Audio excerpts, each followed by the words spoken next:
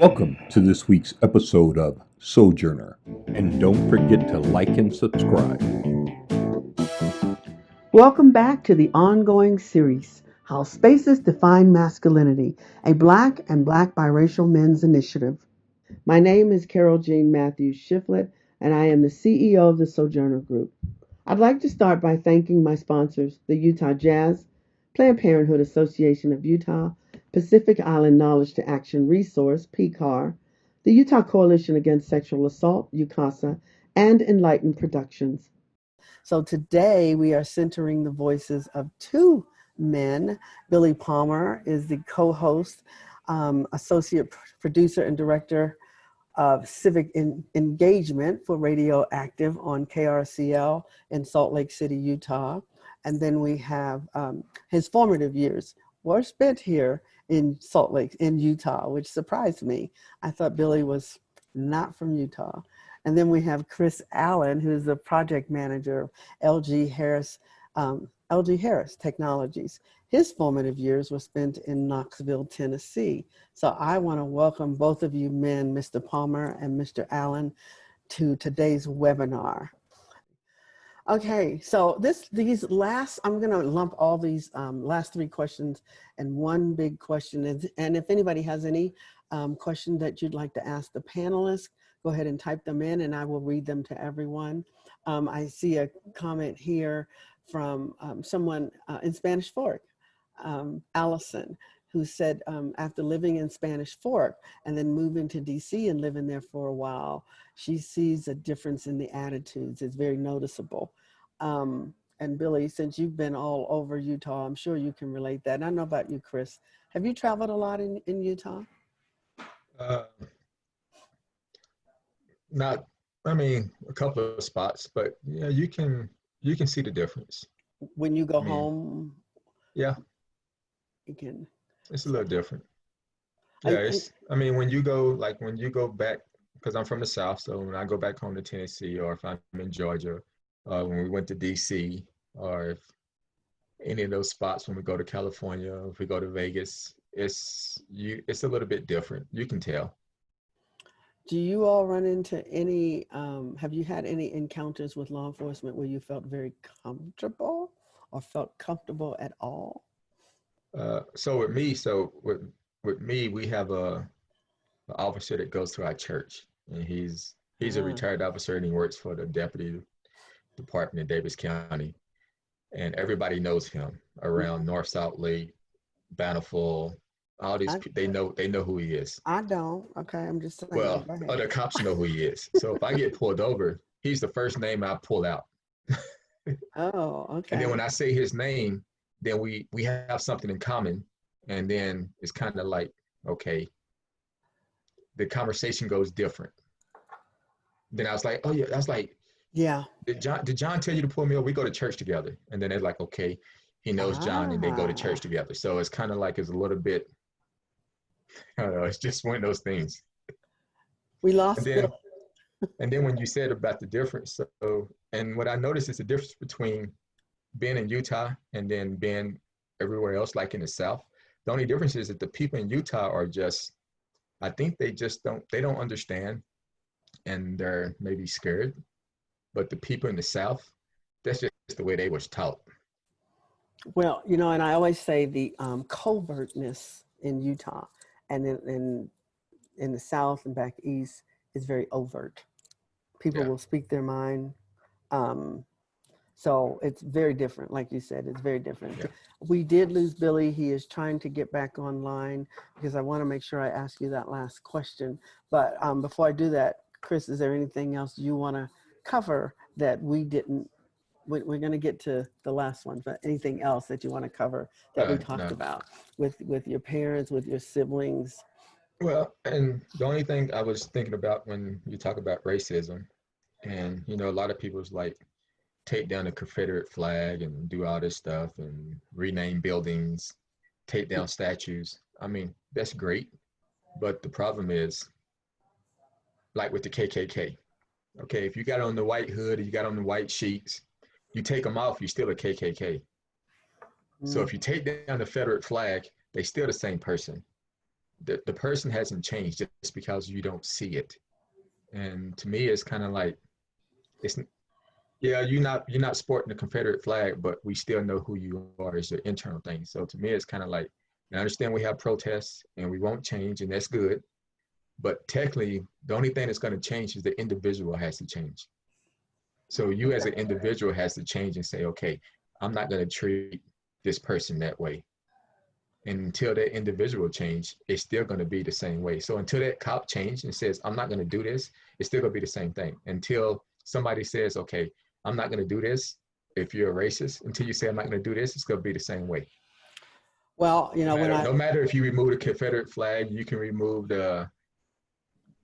you can remove the sheets, you can remove all of that stuff. But if they still the same person, they still feel the same way on the inside, nothing is going to change. when I see the sheet, at least I know what I'm seeing. That's all I'm saying. Then we had a comment. I think people in Utah are obviously oblivious, to the fact that these issues even exist. It's like they are living in a bubble in Utah and thinking race issues don't affect them, because the majority of the population in Spanish Fork is white. Folks don't know how to deal with people of other races when they encounter them. I think it is a lack of knowledge and experience in a big part.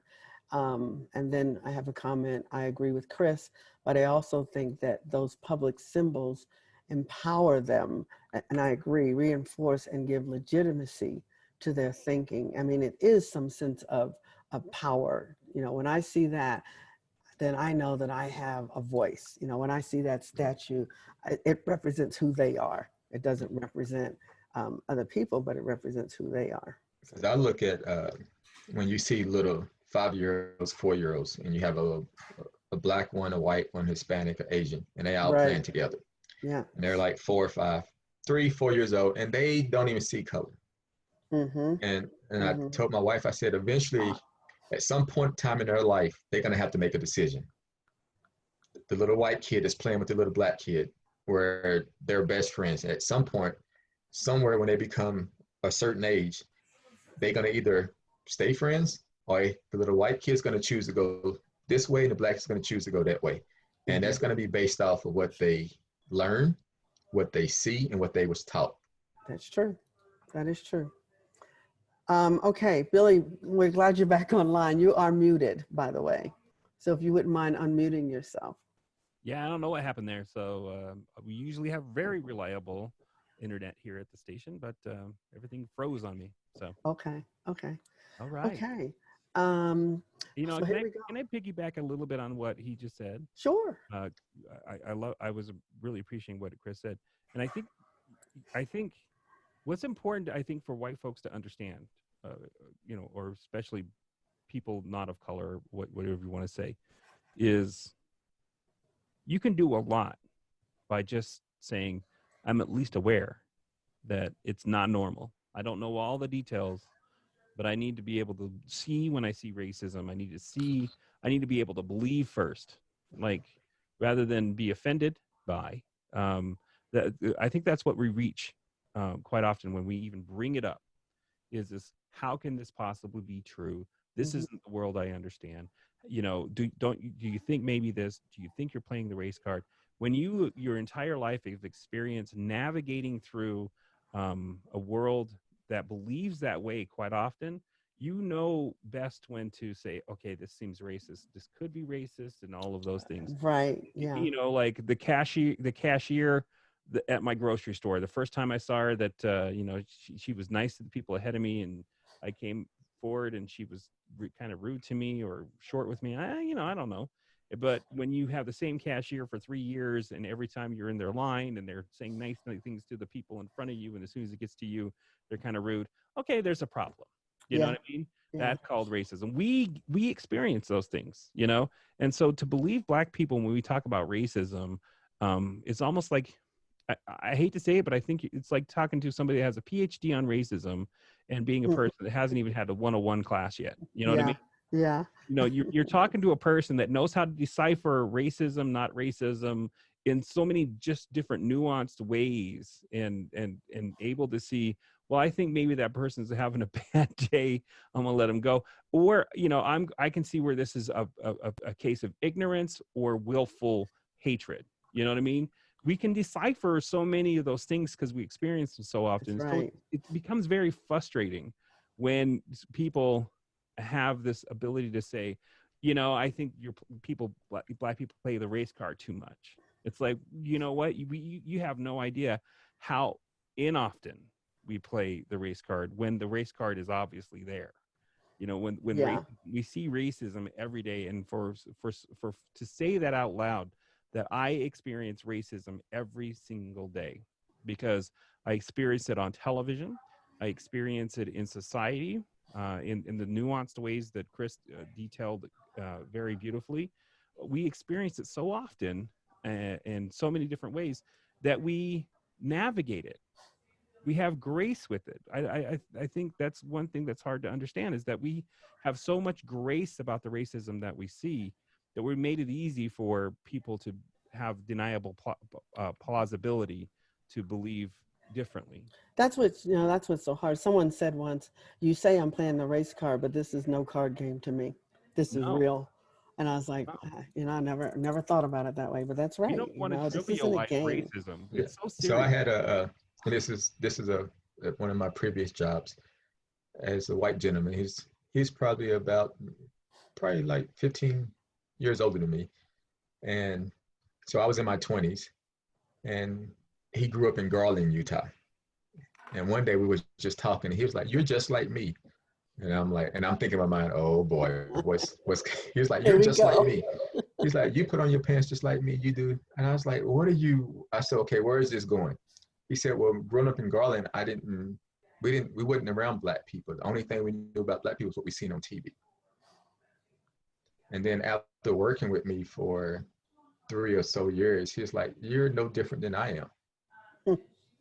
But it was kind of like I didn't even know what to say because I wasn't expecting that. And it's like my mind was like, and I'm like, "Yeah, I'm just like you." And then I just didn't even think about it. I just kind of like, "Yeah, let's get back to work."